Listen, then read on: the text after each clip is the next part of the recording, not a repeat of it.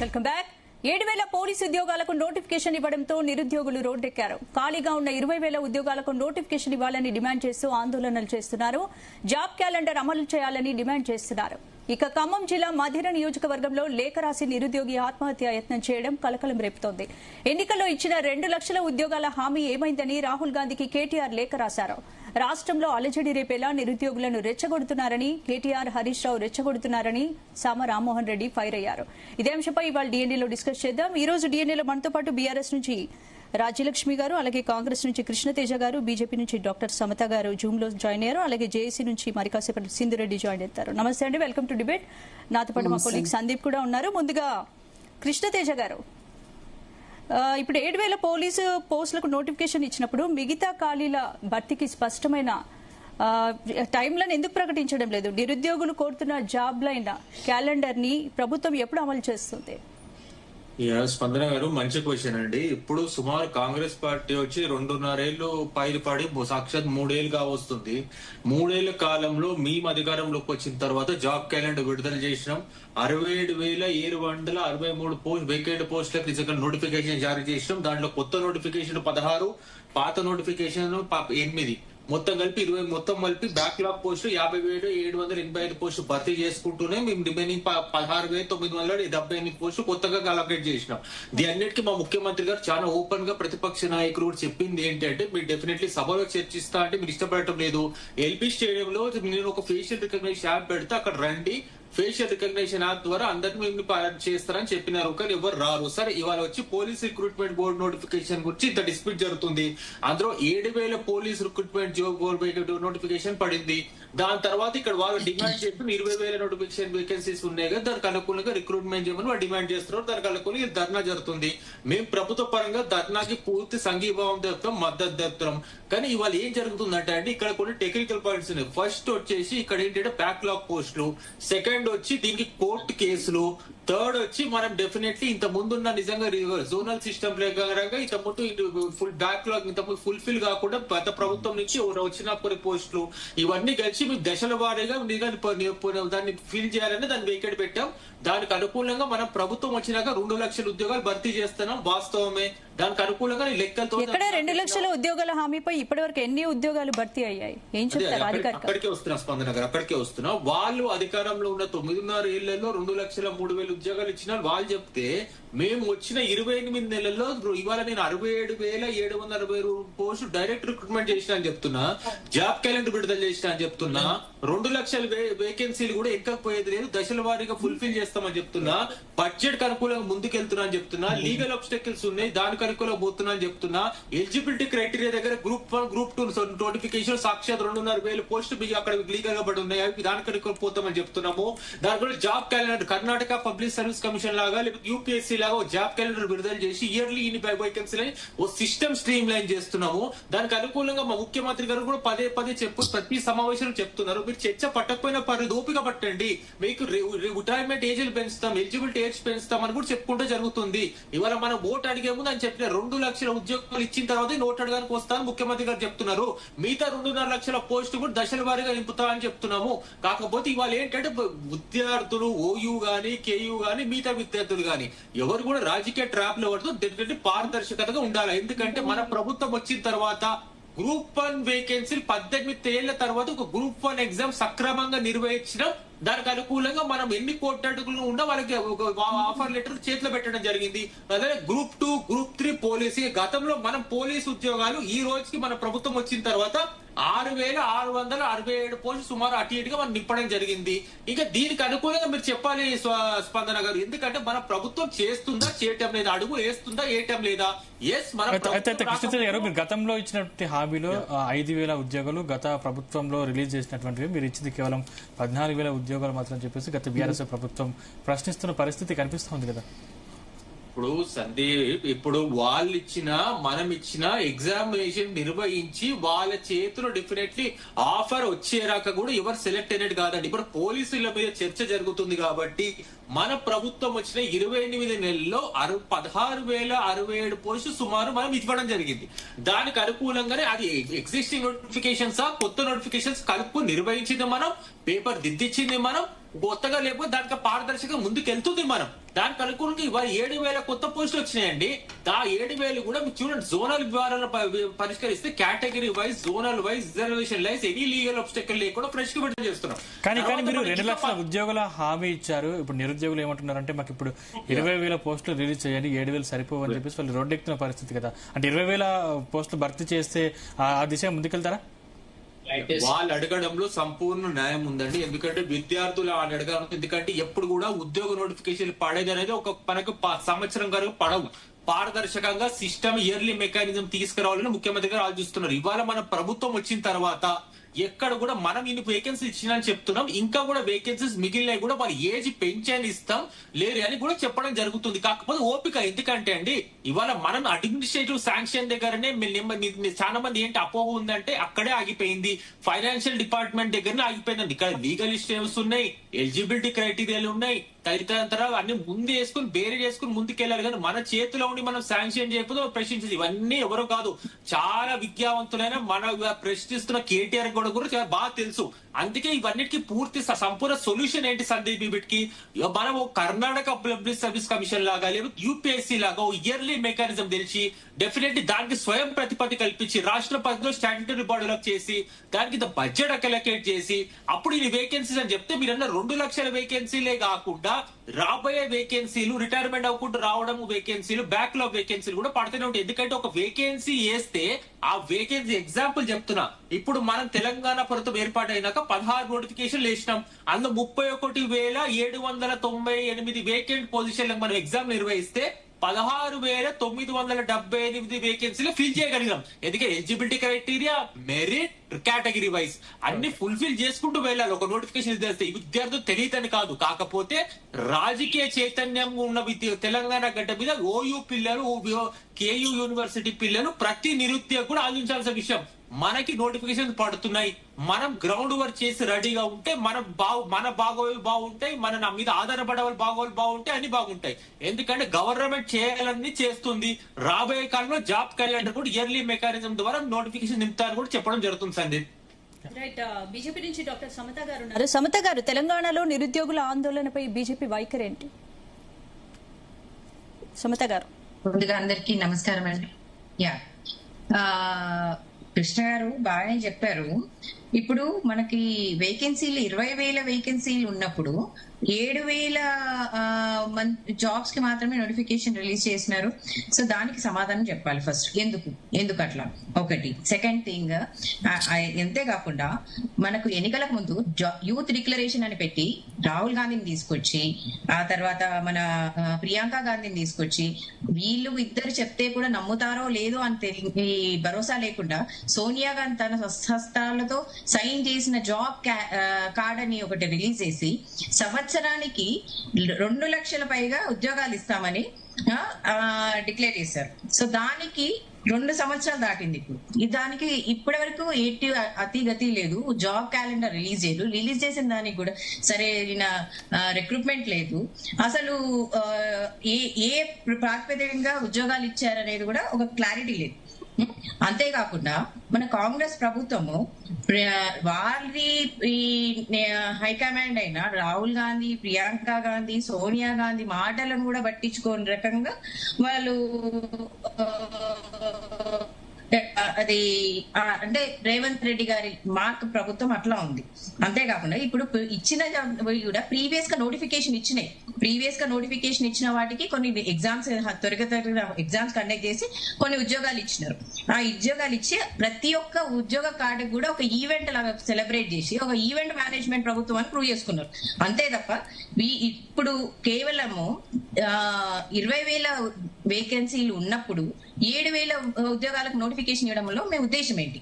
ఒకటి. సో నిరుద్యోగులను ఒక యాక్చువల్ గా ఇది ఒక ఉద్యోగాలు ఇవ్వడం కల్పన అనేది రాష్ట్ర ప్రభుత్వంకి బాధ్యత అండి. ఇది ఒక వెల్ఫేర్ స్కీమ్ కాదు, ఇది ఒక ఎగ్జిక్యూటివ్ బాడీని తయారు చేసుకుని 2.5 సంవత్సరాలు అయిపోయింది. ఇంతవరకు ఒక ప్రభుత్వం ఇచ్చిన ప్రతి ఒక్క దానికి ప్రజల వరకు ఒక పథకం తీసుకెళ్లడానికి ఒక ఎగ్జిక్యూటివ్ బాడీని తయారు చేసుకోవడం అన్నట్టు.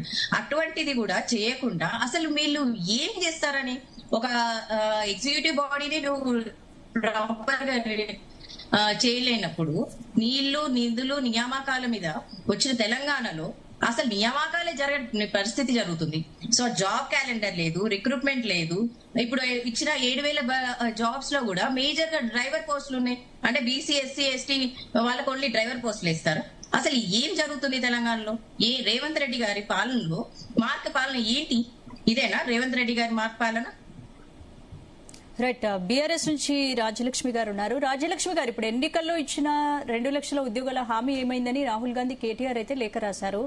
కానీ ఇది బీఆర్ఎస్ చేస్తుంది పోరాటం కాదు, కేవలం రాజకీయ స్టంట్. రాష్ట్రంలో అలజడి రేపేలా నిరుద్యోగులను రెచ్చగొడుతున్నారని మిగతా పార్టీలు విమర్శిస్తున్నాయి. మీరేం చెప్తారు? దానికి వాళ్లకు అర్థమై మాట్లాడుతారో అర్థం కాక మాట్లాడుతారో కానీ తెలంగాణ ప్రభుత్వము తెలంగాణను కొట్లాడి తెచ్చినప్పుడే కేసీఆర్ గారు కానీ బీఆర్ఎస్ పార్టీ ప్రభుత్వంలో వచ్చినప్పటికీ ఇప్పటి వరకు కూడా నీళ్లు నిధులు నియామకాలు మన ఉద్యోగాలు మనకు సంక్షేమం కోసం మాత్రమే మాట్లాడిన ప్రభుత్వం ఇది. ఇంకొకటి ఇవాళ వచ్చి రాగానే మేము ఇప్పుడు ఇందాక సోదరి చెప్పింది, సో ఆమె చెప్పినట్టుగానే వచ్చిన తర్వాత మేము జాబ్ క్యాలెండర్లు, లేదంటే సోనియా గాంధీ మాటలు, లేదంటే రాహుల్ గాంధీ మాటలు, లేదంటే ప్రియాంక గాంధీ మాటలు, ఇవన్నీ అయిపోయిన తర్వాత దేవుళ్ళ మీద కూడా ప్రమాణం చేసిన చరిత్ర అంటే మన రేవంత్ రెడ్డి గారిది.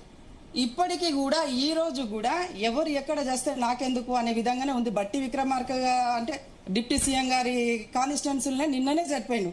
ఇంకా మనం చెప్పాల్సిన పని లేదు, దీన్ని వైరల్ చేయండి అని తన తుది శ్వాస విరిచినప్పటికీ రేవంత్ రెడ్డి గారికి ఉన్న మినిస్టర్లకు కూడా చేరేదాకా వాళ్ళు వైరల్ చేయండి అని చెప్పిపోయిండు. అంటే ఉద్యోగాలు పోగా వాళ్ళ చావుల మీద రాజకీయాలు చేసేది ఎవరంటారు? ఇవాళ కాంగ్రెస్ కాదంటారా? ఇలా జాబ్ కార్డులు అన్నారు, క్యాలెండర్లు అన్నారు, అసలు నెలలు కాదు కదా సంవత్సరాలు గడిచినప్పటికి కూడా నోటిఫికేషన్లే లేవు. నోటిఫికేషన్లు ఇస్తే ఇవాళ వాళ్ళకొకటే నేను అంటున్నా, ఎందుకంటే నోటిఫికేషన్లు వాళ్ళు ఇచ్చి జాబులు ప్రభుత్వము వాళ్ళకు సుత్తశుద్ధి ఉండి పారదర్శకంగా చేస్తుందని ఆ బ్రదర్ చెప్పిండు కదా, అదే వాళ్ళు మినిస్టర్లు వస్తారా, సీఎం గారు వస్తారా, లేకపోతే వాళ్ళ తరపున ఎవరు వస్తారో మనకు ఓయి కానీ ఇప్పుడు యూనివర్సిటీ దగ్గరికి వెళ్దాం రేపు, లేదంటేనేమో అశోకనగర్ లో పిల్లలంతా ప్రిపేర్ అయి ఉన్నారు కదా అక్కడికి వెళ్దాం. ఎందుకంటే ఊర్లో నుంచి వెళ్ళి తల్లిదండ్రులు కూలి చేసి పంపిస్తుంటే ప్రిపేర్ అయ్యి ఒక్కొక్కళ్ళు ఏజ్ వచ్చేసి జాబులు రాక చనిపోవడానికి సిద్ధంగా డిప్యూటీ సీఎం కాన్స్టిట్యున్సీలో చనిపోయిన ఘనత ఇప్పుడు ఈ ప్రభుత్వంలో. అప్పుడు 2 లక్షల ఉద్యోగాలు నోటిఫికేషన్ ఇచ్చేసిరు, జరిగింది అక్కడ ప్రతిదీ కూడా న్యాయమే జరిగింది. ఇప్పుడు రాజకీయం కోసం కాదు, ఎందుకంటే యువత ఖచ్చితంగా ఉద్యోగాలు కావాలి. ఇప్పుడు పెద్ద ఎత్తున పక్క రాష్ట్రంల విషయాలు మనం తీసుకున్నా మన రాష్ట్రంలో మన అభివృద్ధి కోసం మన యువతకు మనం చేయాల్సిన అవసరం ఉంది కదా.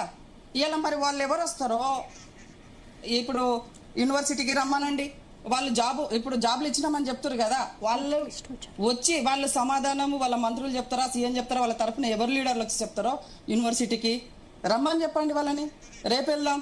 ఇదే మాట ఇప్పుడు ఈ చర్చలో భాగంగా మీడియా మిత్రులని మనము డిబేట్ లో ఉన్నోళ్ళమే వెళ్దాం. వాళ్ళకి ఎంతవరకు న్యాయం చేసిరు ఈ ప్రభుత్వం ఒక్కసారి వచ్చి మాట్లాడమని చెప్పండి చూద్దాం. అంతేందుకు అశోక్ నగర్కి వచ్చి చెప్పమని చెప్పండి. వాళ్ళు కట్టే ఫీజులు వాళ్ళ కళ్ళల్లో కనీసము వాళ్ళు తిందామంటే తిండికి లేకుండా కూడా ప్రిపేర్ అయిన పిల్లలందరూ ఇక్కడ ఇంటికి పోలేక ఇబ్బంది పడుతున్నా నేను దగ్గర నుండి చూస్తున్నా. రండి చూద్దాం రేపు పొద్దున వాళ్ళ బ్రతుకులు ఏంది, వాళ్ళ వ్యవస్థ ఏంది, వాళ్ళ గురించి మీరు ఆలోచించినట్టయితే వాళ్ళకు ఆలోచించి మీరు ఏం చేసిరు న్యాయం అనేది చూపిద్దురు, రండి వెళ్దాం. సావుల మీద శవాల మీద రాజకీయం చేసేది కాంగ్రెస్ ప్రభుత్వం. ఆ రోజు కూడా ఉద్యోగాల కోసము మాట్లాడింది వాళ్ళే. ఎందుకంటే సోనియా గాంధీని, రాహుల్ గాంధీని వీళ్ళని తీసుకొచ్చేసి అన్ని దేవుళ్ళ మీద ప్రమాణాలు చేసేసి ప్రభుత్వంలో సీట్ల కూర్చున్నంత వరకు మాత్రమే అయినా. ఇంకొకటి ఈ పిల్లలు కూడా అర్థం చేసుకుంటారు, ఈ ప్రభుత్వంలో ఆ లాస్ట్ కు మేమేం చేయలేము అని చెప్పడానికి ముందే నువ్వు సీఎం అయిన తర్వాత ఏం చేస్తావంటే రేవంత్ రెడ్డి గారు ఏమన్నారు, నేనయ్యా గుంపు మేస్త్రిని కాబట్టి ప్లంబింగ్ వచ్చేస్తాడు, ఇంజనీర్ వచ్చి అది చేస్తాడు అని ప్రతి ఒక్కటి అప్పుడే చేతులు ఎత్తేసిన మార్పు అనుకున్నారు. కానీ మార్పు ఈ యువత చావుకు వస్తుందని చెప్పేసి పాపం వాళ్ళు అనుకోలేదు. కానీ ఇక్కడ జరిగేది ఏంటంటే చావుల మీద రాజకీయం చేసేది కాంగ్రెస్ ప్రభుత్వం అని చెప్పేసి చెప్తున్నా నేను. వాళ్ళు కాదు అనేది ఉంటే రేపు రమ్మానండి యూనివర్సిటీకి పోయి మాట్లాడదాం, లేదంటే అశోక నగర్ కు రమ్మానండి పిల్లలు ప్రిపేర్ అయిన వాళ్ళ దగ్గర మాట్లాడదాం.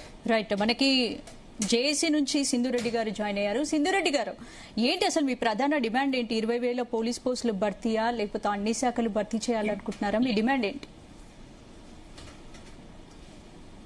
డిమాండ్ నిరుద్యోగ అంశంని ప్రభుత్వము హై ప్రయారిటీగా కన్సిడర్ చేసి నిరుద్యోగులకి న్యాయం చేయాలనేది మా first and foremost demand. So ఇందాక మాట్లాడుతున్నప్పుడు చెప్పారు, ఇప్పుడు మీరేమన్నారు 20,000 పోస్టులు అన్నారు, దానికి పోలీస్ నోటిఫికేషన్ కి సంబంధించి ఏం చెప్పాలనుకునేది ఏంటి అని అంటే, ఎస్ ఇప్పుడు మేము 20,000 భర్తీ చేయాలి అని అడగడానికి మా దగ్గర సాలిడ్ రీజన్ ఉంది. కన్సర్న్డ్ అథారిటీసే 19,000 వేకెన్సీస్ ఉన్నాయని చెప్పారు.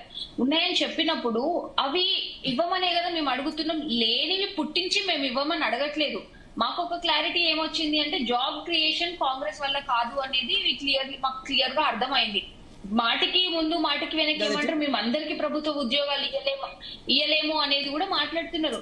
మేము అందరికి ఇవ్వమని మేము అడగలేదండి, ఉన్న వాళ్ళకి బెటర్ ఆపర్చునిటీ ఇవ్వమని మేము అడుగుతున్నాం. ఇప్పుడు మీరు 7,500 వరకు వేశారు, పోలీస్ కానిస్టేబుల్, ఎస్ఐ ఇవన్నీ కలిపి ఆల్రెడీ 19,000. అంటే ప్రభుత్వం ఇచ్చిన 7,000 ఉద్యోగాల నోటిఫికేషన్ మీరు స్వాగతిస్తున్నారా? అంటే అది సరిపోదని భావిస్తున్నారా? 100% సరిపోదు. ఎందుకు సరిపోదు అనేది కూడా నేను చెప్తాను. ఇప్పుడు ఆల్రెడీ 2023 నాటికే పోలీస్ అభ్యర్థులు దగ్గర 12 లక్షల వరకు అట్లా ఉన్నారు.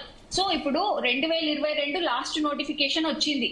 ఆ తర్వాత దానికి సంబంధించిన అపాయింట్మెంట్ ఆర్డర్స్ 2024 ఆ టైంలో ఇచ్చారు. సో అప్పటి నుంచి చూసుకున్నా గానీ కాంగ్రెస్ గవర్నమెంట్ లోకి వచ్చినప్పటి నుంచి చూసుకున్నా ఆల్మోస్ట్ 2.5 years అయింది. 2.5 years లో ఇంకా ఎన్ని లక్షల మంది అభ్యర్థులు యాడ్ అయ్యి ఉంటారు? సో ఇక్కడ మేము అడిగేది ఇచ్చినప్పుడు అన్ని లక్షల మందికి 7,500 ఎలా సరిపోతాయి?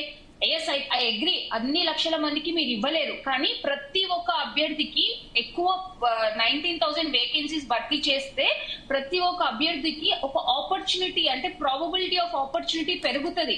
అదే మేము అడుగుతున్నాం. కొన్ని డిస్ట్రిక్ట్స్ లో చూసుకుంటే జోనల్ వైజ్, జోన్ 7 లో ఫర్ ఎగ్జాంపుల్ 5 డిస్ట్రిక్ట్స్ ఉంటే అందులో 4 సివిల్ ఎస్ఐలు ఉన్నాయి. సో ఆ ఎస్ఐలకు ప్రిపేర్ అయ్యే వాళ్ళు ఎన్ని లక్షల మంది ఉన్నారు? ఆ జోన్ లో ఎన్ని వేల మంది ఉంటారు? పోనీ అంటే మేము అడిగేది, ఇప్పుడు అక్కడ 4 ప్లేస్ లో ఒక 40 ఉండుంటే రాసే ప్రతి అభ్యర్థికి ప్రాబబిలిటీ పెరుగుతుంది కదా, జాబ్ తెచ్చుకునే ప్రాబబిలిటీ పెరుగుతుంది కదా. ఇప్పుడు ఖమ్మంలో ఒక నిరుద్యోగి లేఖ రాసి ఆత్మహత్య యత్నానికి పాల్పడ్డారు. ఎందుకు నిరుద్యోగులు ఆత్మహత్యానికి పాల్పడే పరిస్థితి ఎందుకు వస్తుంది? ప్రభుత్వంతో చర్చలు జరిగాయా? మీకు ప్రభుత్వం నుంచి ఎలాంటి హామీ వచ్చింది అసలు? ఇప్పటి వరకు నిరుద్యోగులకి ఏ హామీ రాలేదండి. మీకు ఒక ఎగ్జాంపుల్ చెప్తాను. 2024 లో మేము డిఎస్సి అభ్యర్థులు ఇంకా గ్రూప్ 2 అభ్యర్థులు రోడ్డు మీదకి వచ్చి మేము కొట్లాడడం జరిగింది. అప్పుడు మాత్రమే పొన్నం ప్రభాకర్ గారు విద్యార్థుల్ని పిలుచుకొని మాట్లాడినారు. ఆ రోజు చర్చల్లో నేను కూడా ఉన్నా. ఆ రోజు చర్చల్లో వాళ్ళు చెప్పిన మాట ఏంటి అనంటే, గ్రూప్ 2 ఇంకా డిఎస్సికి కాన్ఫ్లిక్ట్ వస్తోంది. మేము అభ్యర్థులందరూ అడగడానికి రీజన్ ఏంటి అంటే, ఎవరు కూడా అవకాశాన్ని వదులుకోవాలని అనుకోరు. వన్స్ ఇన్ ఏ వైల్ వచ్చే అవకాశం కాబట్టి ఎగ్జామ్ రాయడము వదులుకోరు. 2 మేజర్ ఎగ్జామ్సే స్టేట్ లో, తెలంగాణ స్టేట్ లో. ప్రతి గ్రూప్ 2 కి లక్షల మంది ఉంటారు, డిఎస్సికి లక్షల మంది ఉంటారు. సో ఆ ప్రాసెస్ లో మేము అడగడం జరిగింది, ప్రొటెస్ట్లు చేయడం జరిగింది. అదంతా చూసి రేవంత్ రెడ్డి గారు పొన్నం ప్రభాకర్ గారికి మీరు ఈ సమస్యను సాల్వ్ చేయండి అని చెప్పడం జరిగింది. ఆ ప్రాసెస్ లో మమ్మల్ని పిలిచినారు. ఆ రోజు పొన్నం ప్రభాకర్ గారు చెప్పిన మాట ఏంటి, ప్రస్తుతానికి గ్రూప్ 2 ని పోస్ట్పోన్ చేసి డిఎస్సి వాళ్ళకి మేము మళ్ళీ ఖచ్చితంగా వచ్చే ఏడాది లోపు మేము మళ్ళీ ఇంకొక నోటిఫికేషన్ వేస్తాం, 5,000 6,000తో నోటిఫికేషన్ వేస్తామని మాట ఇచ్చినారు. ఆ మాట ఇచ్చి కూడా ఇప్పటికీ 2 సంవత్సరాలు అయింది. ఆ మాటకే విలువ లేకుండా పోయింది. ఒక మినిస్టర్ హోదాలో ఉండి మమ్మల్ని పిలుచుకొని చర్చలు జరిపి దానికే ఇప్పుడు ఏమంటారు, ఆ మాట కట్టుబడి లేదు ప్రభుత్వం. సో ఇప్పుడు లైవ్ లో జరిగిన చర్చల నుంచి వచ్చిన సమాధానంకే విలువ లేనప్పుడు ఇంకా మేము త్వరలో ఇస్తాము, రేపిస్తాం, మాపిస్తాం అని ట్విట్టర్ లో, పేపర్ లో ఇస్తే ఎట్లా నమ్ముతామండి? రైట్ కృష్ణతేజ గారిని అడుగుదాం. మీ క్వశ్చన్ కి ఆన్సర్. కృష్ణతేజ గారు చెప్పండి, ఏంటి అసలు కాంగ్రెస్ నుంచి పిలిచి మాట్లాడినా సరే ఇచ్చిన డిమాండ్లు కూడా నెరవేర్చట్లేదు, 2 సంవత్సరాలు అయిందని చెప్తున్నారు, మీరేం చెప్తారు? స్పందన గారు, నాకు బాగా గుర్తు 2015 డిసెంబర్ మాజీ సీఎం కేసీఆర్ గారే 1,07,000 ఉద్యోగాలు తెలంగాణలో ఉన్నాయి ప్రెసెంట్లీ వేకెంట్ గా.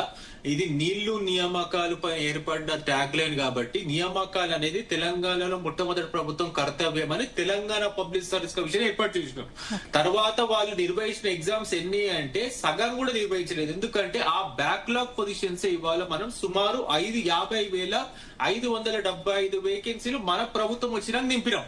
ఎందుకంటే పేపర్ లీకులు కానివ్వండి, ఇంకోటి కానివ్వండి.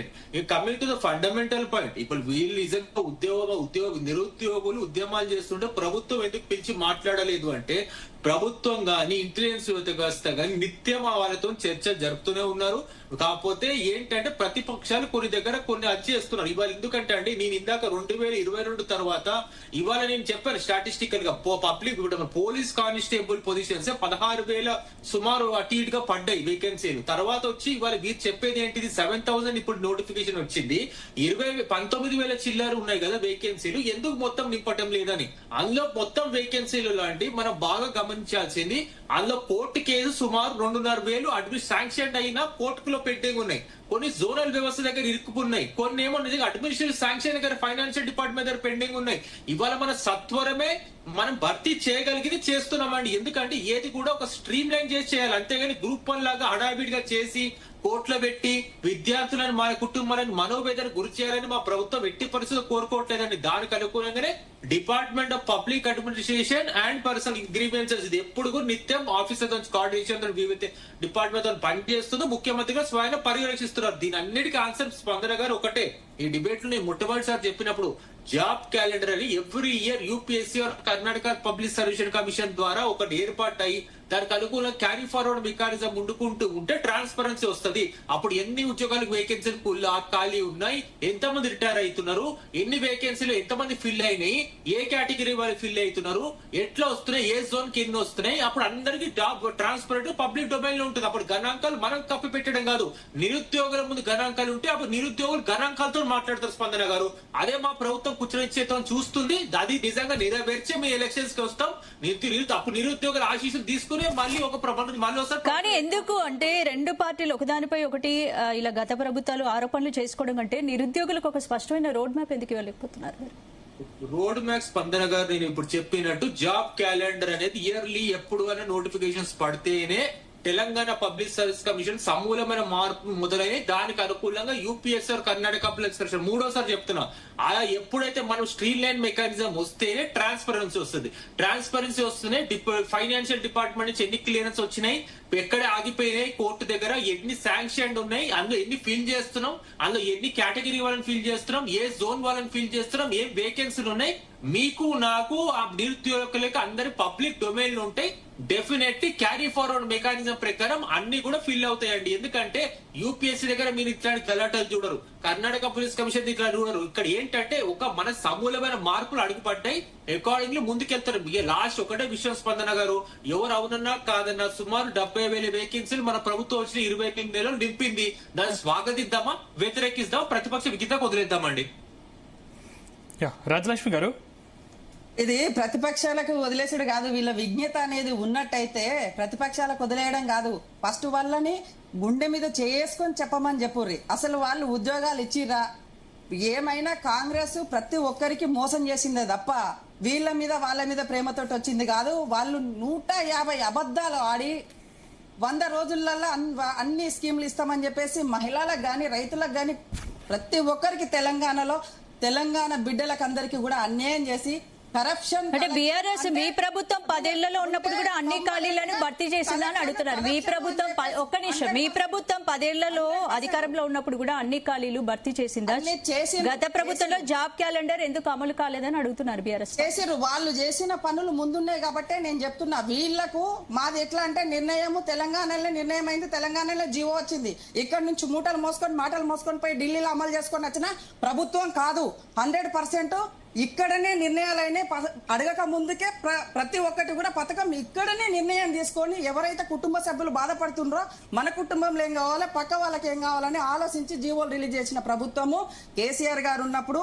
ఇప్పుడు వీళ్ళు ఏం చేయాలన్నా కూడా ఇక్కడ నుంచి మూటలు మాటలు రెండు తీసుకొని పోతేనే వస్తుంది. వచ్చే లోపే కథ మైస్ కరిగిపోయినట్టు కరిగిపోతుంది. వీళ్ళ పాలన ఎంతవరకు కరెక్ట్ అనుకుంటుర్రో ఏందనుకుంటుర్రో మనకు అర్థమైతలేదు. కానీ ఉద్యోగం లేక మీరు రాజేష్ గారు జాబ్ క్యాలెండర్ విడుదల అని చెప్పేసి కొంతమేర మీ ప్రభుత్వం దిగిపోవడానికి కారణం కొంతమేర నిరుద్యోగులు లేదు 150 అబద్ధాలు చెప్పి సీట్లకు వచ్చిరు తప్ప వీళ్ళ మీద ప్రేమ కొద్దీ ప్రభుత్వము ప్రజలు వేయలేదు. తెలంగాణ ప్రజలు వీళ్ళు చెప్పే మాయ మాటలు నమ్మిర్రు. మాయ మాటలు నమ్మి లాస్ట్ కు ఒక 2 నెలలు కాగానే వీళ్ళకు అమ్మ వీళ్ళకి వేసినందుకు చెప్పుతోటి చంపలేసుకోవాలి, ఇంకోసారి ఓట్లు వేయమని చెప్పేసి మీరు మీడియా మిత్రులు చాలా మంది చూయించారు. హైడ్రా కాడ చాలా మంది చూయించారు. మీకు మేము చెప్పాల్సిన అవసరం లేదు. నెల రోజులలోనే వేసిన ఎవరైతే ఓటేసిరో ప్రజలు వ్యతిరేకంగా తిట్టి ఏడిచి శాపనార్థాలు పెట్టిండ్రు. అది మీరు చూసిరు. ఎందుకంటే అప్పుడు 10 సంవత్సరాలలో కూడా ఎవరు ఇట్లా మత్తెత్తి పోసిన చరిత్ర. నిరుద్యోగులు 20,000 ఉద్యోగాలు విడుదల చేయాలని చెప్పేసి డిమాండ్ చేస్తున్న పరిస్థితి. కాబట్టి ప్రభుత్వం దాదాపు 7,500 ఉద్యోగాల నోటిఫికేషన్ విడుదల చేసింది. ఇంకా ముందు కూడా చేసే ఉద్దేశం ఉంది, ముందు కూడా చేస్తాం, కొంచెం టైం కావాలని చెప్పేసి కాంగ్రెస్ వాళ్ళు అడుగుతున్నారు కదా.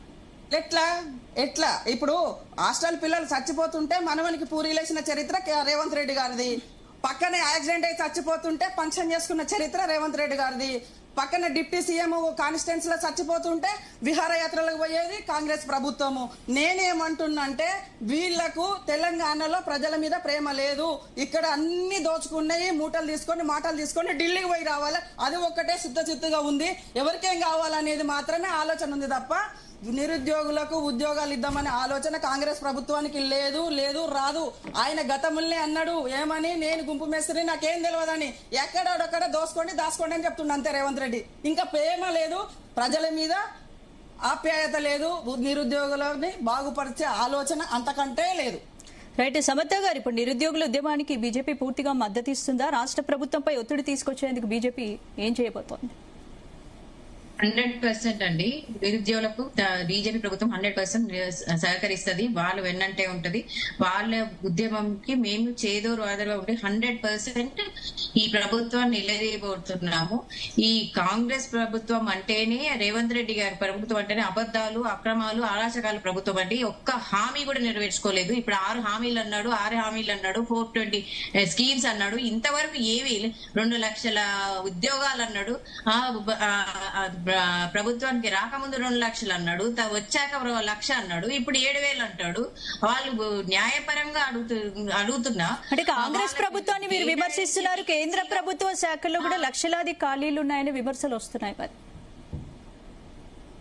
మేము ఈ కేంద్ర ప్రభుత్వం గురించి కూడా చెప్తామండి. మేము కంప్లీట్ డేటాతో వచ్చినాము. మీకు బ్యాక్లాగ్ ఎప్పుడైతే 2014 లో మేము ప్రభుత్వంకి రాగానే బ్యాక్లాగ్ గా ఉన్న 12,60,000 ఉద్యోగాలు బీసీ, ఎస్సీ, ఎస్టీ బ్యాక్లాగ్ లో ఉన్న వాళ్ళు అన్ని త్వరితగతిన మోదీ గారు, అమిత్ షా గారి సమక్షంలో అవి ఇమీడియట్ గా విత్ ఇన్ 1 year రిక్రూట్ చేసినామండి. విత్ ఇన్ 1 year చేసినాము. అదే కాకుండా రైల్వే డిపార్ట్మెంట్ కి SSC, postal, UPSC, DRDO, ISRO ఇవన్నీ మొదలగు డిఫరెంట్ సంస్థల నుంచి కూడా ప్రతి ఒక్క దాంట్లో మేము రోజ్గార్ మేళా ద్వారా 14th రోజ్గార్ మేళా ద్వారా మేము 10 లక్షల పర్మనెంట్ ఉద్యోగాలు ఇచ్చినామండి.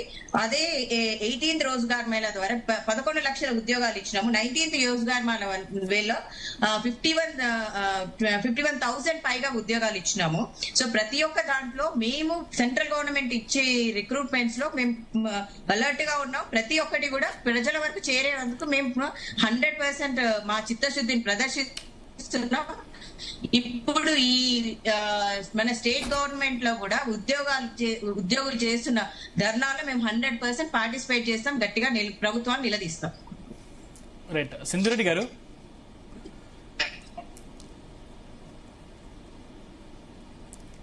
మీరు అన్మ్యూట్ చేసి మాట్లాడరా? అంటే ఇప్పుడు ప్రతిపక్షాలు మీకు పూర్తి మద్దతునిస్తున్నాయా, లేకపోతే రాజకీయంగా ప్రతిపక్షాలు వాడుకుంటున్నాయని అనుకుంటున్నారు? ఎందుకంటే కాంగ్రెస్ ప్రభుత్వం చెప్తున్న పరిస్థితి కనిపిస్తోంది కదా, బీఆర్ఎస్ నిరుద్యోగిని రెచ్చగొడుతున్న పరిస్థితి కనిపిస్తుంది. దయచేసి బీఆర్ఎస్ పార్టీ నమ్మొద్దు, ప్రతిపక్షాలు నమ్మొద్దు, మేము ఖచ్చితంగా జాబులు విడుదల చేస్తామని కాంగ్రెస్ నేతలు చెప్తా ఉన్నారు కదా. నేను కాంగ్రెస్ వాళ్ళకి ఒకటి ఏం చెప్పదలుచుకుంటున్నా అంటే, ఇంతకు ముందు వారు మాట్లాడుతూ ఒక మాట ఏమన్నా జాబ్ క్యాలెండర్ ఈ రకంగా ఇస్తాము, ఇవన్నీ చెక్ చేస్తున్నాము, ఇవన్నీ చెక్ చేసిన తర్వాత పకడ్బందీగా ఇస్తామన్నారు. నేను ఒకటే రిమైండ్ చేయదలుచుకున్నా, August 2024 లో ఆల్రెడీ డిప్యూటీ సీఎం గారు అసెంబ్లీ సాక్షిగా జాబ్ క్యాలెండర్ రిలీజ్ చేశారు కానీ ఇప్పుడు మళ్ళీ ఆగస్ట్ 2026 వచ్చింది. ఇప్పటి వరకు ఆ జాబ్ క్యాలెండర్ ప్రకారంగా ఒక్క జాబ్ నోటిఫికేషన్ కూడా రాలేదు. ఎవరైతే మాట్లాడతారో వాళ్ళు కొంచెం రివ్యూ చేసుకుంటే బాగుంటది అనేది నా పర్సనల్ ఒపీనియన్. అండ్ ఇంకొకటి, ప్రతిపక్షాలు రెచ్చగొడితేనే నిరుద్యోగులు మాట్లాడుతున్నారు అనేది అది అబ్సల్యూట్లీ ఫాల్స్ అండి. ఎందుకు అనంటే, ఇప్పుడు నాకు బాధ ఇబ్బంది లేకపోతే నేను ఎందుకు బయటకు వచ్చి మాట్లాడాలి? నాకేం అవసరం అని మాట్లాడతాను? నువ్వు నోటిఫికేషన్స్ ప్రభుత్వం నోటిఫికేషన్స్ ఇచ్చుంటే నేను గమన కూర్చొని చదువుకుంటా కదా, నాకేం అవసరం అని బయటకు వచ్చి మాట్లాడతాం? ఆ మాటకు వస్తుంది నా ఇన్ ద సెన్స్ అందరూ నిరుద్యోగులు, వీళ్ళందరూ ఇంతమంది ఇన్ని రకాలుగా బయటకు వచ్చి మాట్లాడుతుంటే దాన్ని ఎంతసేపు ఒక ప్రతిపక్షం చేపించిన దానిలాగా చూస్తున్నారు తప్ప అసలు సమస్య ఏంటి అనేది దాని గురించి ఎందుకు ఫోకస్ చేయట్లేదు? సమస్య మీద ఎందుకు ఫోకస్ చేయట్లేదు? ఆ సమస్యని సాల్వ్ చేస్తే వీళ్ళకి మాట్లాడే ఛాన్స్ కూడా ఉండదు అనే ఆలోచన ఎందుకు ప్రభుత్వాలు చేయట్లేదు అనేది నా క్వశ్చన్. ఒకవేళ ఆ సమస్యను పరిష్కరించే విధంగా చేస్తే వీళ్ళు మా అందరికి మాట్లాడే ఛాన్స్ ఉండదు, ఆ మాట కోసం ప్రతిపక్షాలకు కూడా మాట్లాడే అవకాశం ఉండదు కదా. సో ఆ పాయింట్ కదా కన్సిడర్ చేసుకోవాల్సింది. సమస్య పరిష్కారం చేయాలి తప్ప వీళ్ళు మళ్ళీ ఇంకొకటి మాట్లాడితే పెయిడ్ ఆర్టిస్టులు అనేసి మాట్లాడతారు. నేను ఆ పాయింట్ కోసం నేను మాట్లాడతాను. మొన్న సిజేపీ వాళ్ళు ఢిల్లీ జంతర్ మంతర్ లో చేసినప్పుడు మరి వాళ్ళందరినీ పెయిడ్ ఆర్టిస్టులు అని బీజేపీ కూడా అంటుంది. మరి వీళ్ళందరూ కాంగ్రెస్ వాళ్ళు వెళ్ళి వాళ్ళకి సపోర్ట్ చేశారు, వాళ్ళు చేస్తున్నందుకు మేము మద్దతు ఇస్తున్నామని మాట్లాడినారు. మరి ఇప్పుడు వాళ్ళందరినీ వీళ్ళు పెయిడ్ ఆర్టిస్ట్ లాగా తీసుకున్నారా? ఐఎమ్ క్వశ్చనింగ్ కాంగ్రెస్ గవర్నమెంట్ ని. సో ఎంతసేపు ఇది ప్రతిపక్షాలకి తెలంగాణ వ్యాప్తంగా కూడా మొత్తం ఉద్యోగాల సంఖ్య కేవలం 4 లక్షల నుంచి 4,50,000 మధ్యలో ఉన్నాయి. అంటే 2 లక్షల ఉద్యోగాలు ఇస్తామంటే మీరు ఎట్లా నమ్మారని చెప్పేసి మీ మీద కూడా చాలా విమర్శలు వ్యక్తవుతున్న పరిస్థితి కనిపిస్తుంది. ఎందుకంటే కేవలం 70,000 నుంచి 1,00,000 ఉద్యోగాలు మాత్రమే ఉన్నాయి. ప్రభుత్వం 2 లక్షల ఉద్యోగుల హామీ ఇచ్చింది. అసలు చదువుకున్న వారు ఈ ఉద్యోగుల హామీలు ఎలా నమ్మారు అని చెప్పేసి ప్రశ్నలు ఉన్నాయి కదా.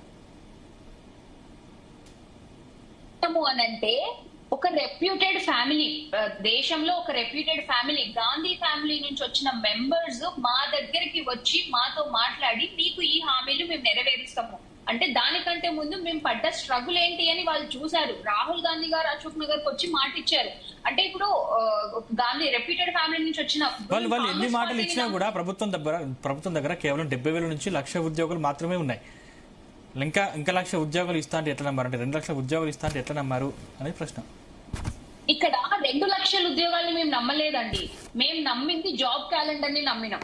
కరెక్ట్ గా మాట్లాడితే ఎందుకు అనంటే జాబ్ క్యాలెండర్ ఉంటే కొంతవరకు సమస్య పరిష్కారం అవుతుంది అనేది మా అందరికీ తెలుసు. ఎందుకంటే ఈ సంవత్సరం కాకపోతే వచ్చే సంవత్సరం రాసుకుంటాము, ఒక 3-4 టైమ్స్ అటెంప్ట్ చేస్తాము, లైక్ నెంబర్ ఆఫ్ అటెంప్ట్స్ ఇస్తాము.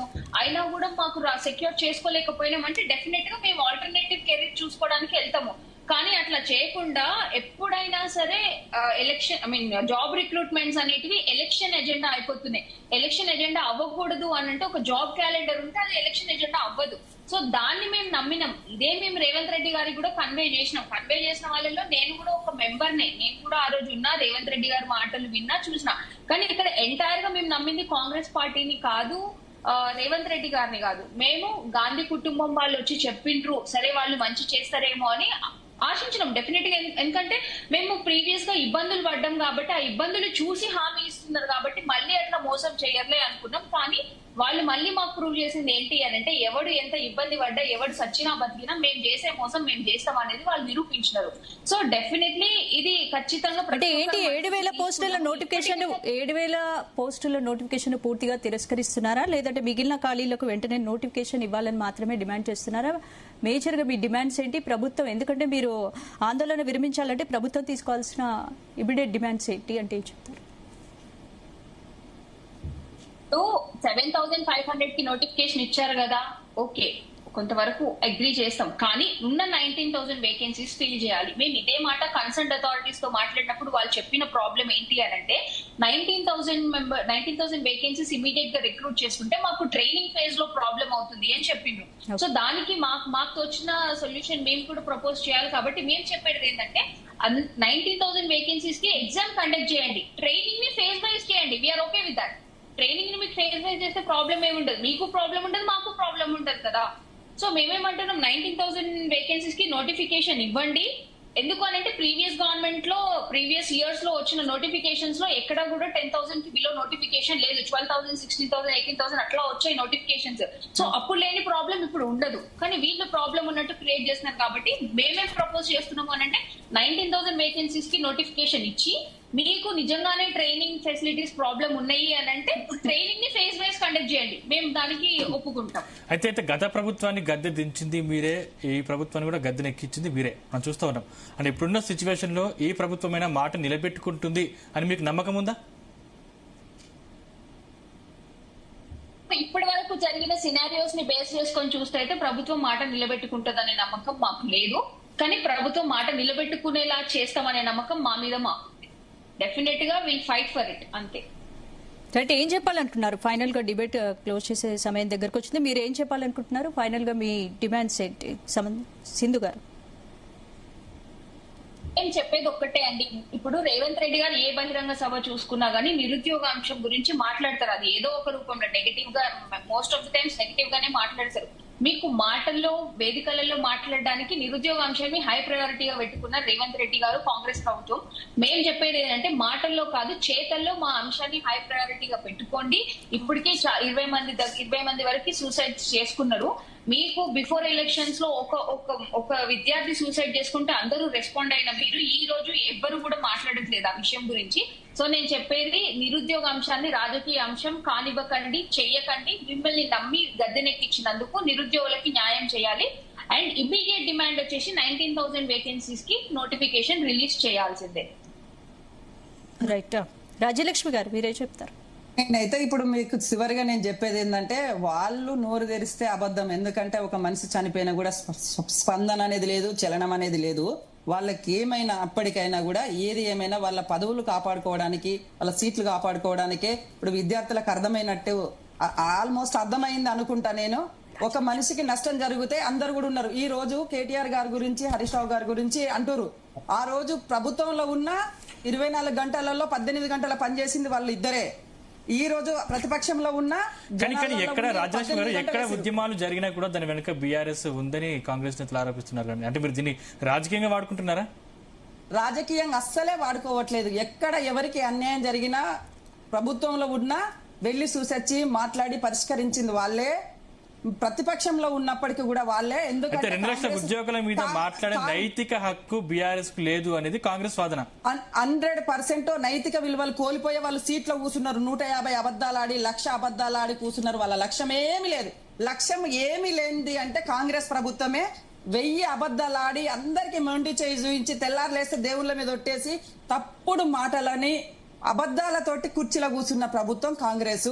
కాబట్టి కాంగ్రెస్ మెడలు వంచుతాం. వచ్చేది కూడా బీఆర్ఎస్ ప్రభుత్వమే. వాళ్లకు న్యాయం జరిగేది బీఆర్ఎస్ ప్రభుత్వంలో అని చెప్తున్నా నేను. ఎట్లా చెప్తున్నారు వచ్చేది బీఆర్ఎస్ ప్రభుత్వం? ఎందుకంటే మీరు ఆల్రెడీ హామీలు ఇవ్వడంలో విఫలమయ్యారు. ఆల్రెడీ ఎవరికి కూడా అడగక ముందుకే ఇచ్చిన హామీలు అవి. ఇక్కడ 24 అవర్స్లోనే జీవో రిలీజ్ చేసిన చరిత్ర కాంగ్రెస్ ప్రభుత్వం. ఏమో అక్కడికి పోవాలి, ఎక్కడికి ఢిల్లీకి పోవాలి, మాటలు తీసుకొని. కానీ మన కేసీఆర్ గారు ఉన్నప్పుడు బీఆర్ఎస్ ప్రభుత్వంలో వీళ్ళు నిర్ణయం ఇవాళ ఒక రైతు చనిపోతే వాళ్ళ కుటుంబం బజార్న పడుతుందని చెప్పేసి రైతు బంధు ఎవరు అడగలేదు, రైతు బీమా ఎవరు అడగలేదు, కళ్యాణ లక్ష్మి ఎవరు అడగలేదు. అట్లా వాళ్ళు సొంతంగా నిర్ణయం తీసుకొని ఒక కుటుంబం లాగా పాలన చేసిన చరిత్ర బీఆర్ఎస్ ప్రభుత్వం. వీళ్ళది ఏంటంటే వీళ్ళ చేతులు ఏమి లేదు, వీళ్ళ చేతిలో వీళ్ళ మాటకు పవర్ లేదు, వీళ్ళ చేతకు పవర్ లేదు, వీళ్ళు ఏం చేయలేరు. ఇప్పుడు ఒకటి విద్యార్థులకు కొన్ని నోటిఫికేషన్ ఏమనండి, వీళ్ళు పోవాలి అక్కడికి పోయి ఏం చేయాలి? ఓ రోజు అన్నాడు చూడు, పైసలు అంటే నమ్ముతలేరు, నన్ను చెప్పులు ఎత్తుకపోవడం లాగా చూస్తున్నట్టే. నువ్వు అన్ని తెల్లారులేసి అబద్ధాలాడినాక దొంగలాగా చూడకపోతే ఏం చేస్తారు? తెలంగాణ రాష్ట్రం ఏర్పడిందే నీళ్లు, నిధులు, నియామకాల మీద. నియామకాలు చేపట్టలేదని చెప్పేసి కదా మీ ప్రభుత్వాన్ని గద్దెదించింది. మళ్ళీ మీ ప్రభుత్వాన్ని నమ్మే అవకాశం లేదు. 100% యువతని తప్పుదారి పట్టించారు. ఎందుకంటే యువతకి ఏం చెప్పారంటే కల్లిబుల్లి కబుర్లు చెప్పారు, అబద్ధాలు ఆడారు, రైతులకు అబద్ధాలు ఆడారు, ఆడబిడ్డలకు అబద్ధాలు ఆడారు, ఉద్యోగస్తులకు అబద్ధాలు ఆడారు, మన బిజినెస్ మ్యాన్లకు అబద్ధాలు ఆడారు, బిల్డర్స్ అబద్ధాలు ఆడారు. అందరికీ కూడా మోసం చేసిన ప్రభుత్వం అంటే కాంగ్రెస్ ప్రభుత్వమే.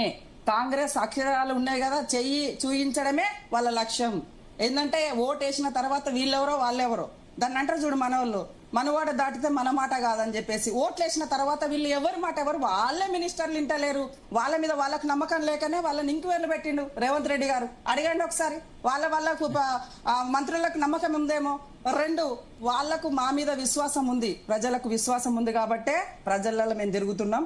ఇదే వీళ్ళు ప్రభుత్వము మేము చేస్తున్నాం అనే విశ్వాసం వాళ్ళకుంటే ప్రజలకు రమ్మనండి. ఇట్లా ప్రతిసారి ఒకరిపై ఒకరు బురద జల్లుకుంటూ విమర్శలు చేస్తున్నారు. విమర్శలు కాదు కావాల్సింది ఉద్యోగాలు, కాబట్టి ఉద్యోగాలు 100% వీళ్లకు ఉద్యోగాలు ఇచ్చేదాకా ప్రభుత్వము ఇచ్చేదాకా వాళ్ళకు మేము సపోర్ట్ చేస్తాం. బీఆర్ఎస్ పార్టీ కంపల్సరిగా మేము ఉంటాం. వాళ్ళకు ఖచ్చితంగా గతంలో జరిగిన వీళ్లకు ఇప్పుడు 2 సంవత్సరాల నుంచి వాళ్ళకు జరిగిన అన్యాయానికి వీళ్ళు ఇప్పుడు ఒకటే విషయం నేను అంటున్నా, వాళ్ళకు ఢిల్లీకి పోవడానికి బస్ ఛార్జీలు ఉన్నాయి, ఫ్లైట్ టికెట్లు ఉన్నాయి, ఆ బీజేపీ మీద లొల్లి పెట్టడానికి ఉన్నాయి. కానీ మరి అశోక్ నగర్ లో జరిగింది, ఓయూలో జరిగిన దానికి వీళ్ళకి మద్దతు ఇవ్వడానికి కాంగ్రెస్ ప్రభుత్వంలో పైసలు లేవా, లేకపోతే నడవడానికి కాళ్ళు పడిపోయినాయి, అందరికి మాట్లాడడానికి నోరు పడిపోయినాయి. ఇప్పుడు సింధురెడ్డి గారు చెప్తున్నారు, అంటే నిరుద్యోగులు చెప్తున్నారు ఈ ప్రభుత్వాన్ని మేము ఇంకా నమ్మమని చెప్పేసి. మళ్ళీ మీ ప్రభుత్వాన్ని నమ్మాలి అంటే ఏం చేస్తారు? మేము ఇప్పుడు మాకు కూడా ఇప్పుడు వీళ్ళకు అర్థమైపోయింది, ఏ ప్రభుత్వం అయితే మాకు మంచి చెడ్డలు చూస్తుంది, ఏ ప్రభుత్వం అయితే మమ్మల్ని అన్యాయం చేస్తుంది అని చెప్పేసి. ఏ రోజు ఇవి ఇస్తాము అని చెప్పి దేవుళ్ళ మీద ప్రమాణం చేసింది లేదు, లేకపోతే పక్క రాష్ట్రం వాళ్ళని తీసుకొచ్చి ప్రమాణం చేయించింది లేదు, లేకపోతే ఇంకో రాష్ట్రం నుంచి తీసుకొచ్చి ప్రమాణం కేసీఆర్ గారు చేయించలేదు. నేను ఇస్తా అంటే ఇచ్చిండు, అడగక ముందుకే ఇచ్చిండు. అదే సింధురెడ్డి గారిని అడగండి, ఇక్కడ ఏం చేయాలన్నా ఇక్కడ నిర్ణయాలు జరిగినాయా, లేకపోతే పక్క రాష్ట్రం నుంచి వచ్చి నిర్ణయాలు జరిగినాయా? ఓకే ఓకే రైట్, మీరేం చెప్తారు సమత గారు ఫైనల్ గా?